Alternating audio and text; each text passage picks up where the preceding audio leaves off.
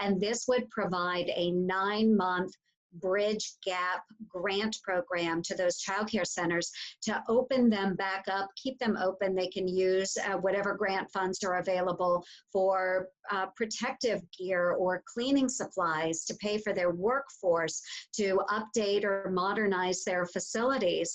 Whatever the needs of the state might be, they can determine that. So this would be a very flexible grant program. And again, we are in a childcare desert across the state of Iowa. And you know, as a mom, I experienced childcare difficulties when my own daughter, Libby, was very, very young. And so I approach this from the standpoint of a mom who's been there, understands the needs of Iowans, and how difficult it can be in our rural areas to access good quality childcare. Have you thought at all about ways that families can maybe receive some of those dollars themselves? Yes, actually we have, and there's a number, again, of different efforts underway.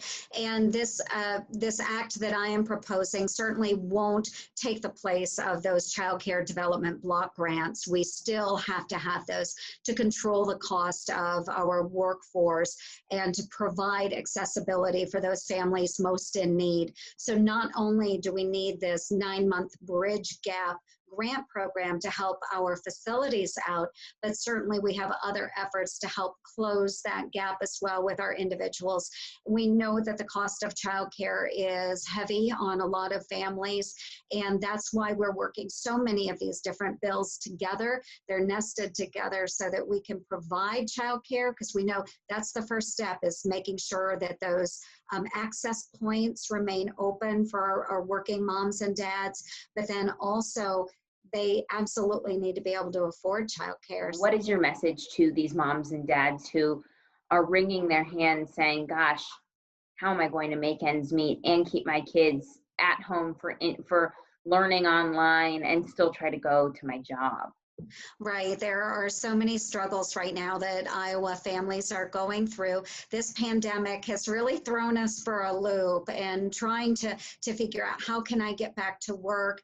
How do I know that my child will have a safe place to go during the day, especially if schools are staggering their learning from at home or in school. So many different efforts, again, coming together. The first thing is making sure that moms and dads do have a job to go back to, and reopening the economy and doing that safely and sensibly as we can, monitoring the efforts on the ground and following those CDC recommendations. Very, very important. But once we have those jobs opening back up, certainly the next step is childcare. You know, we can't all rely on a mom or dad or sister to watch our children. So we have to have those facilities open and get those childcare workers back to work as well. And then another part of that is then the learning of our children, going back to school, having broadband access to make sure that learning can occur even in the most rural areas, should they not be in a school facility type situation.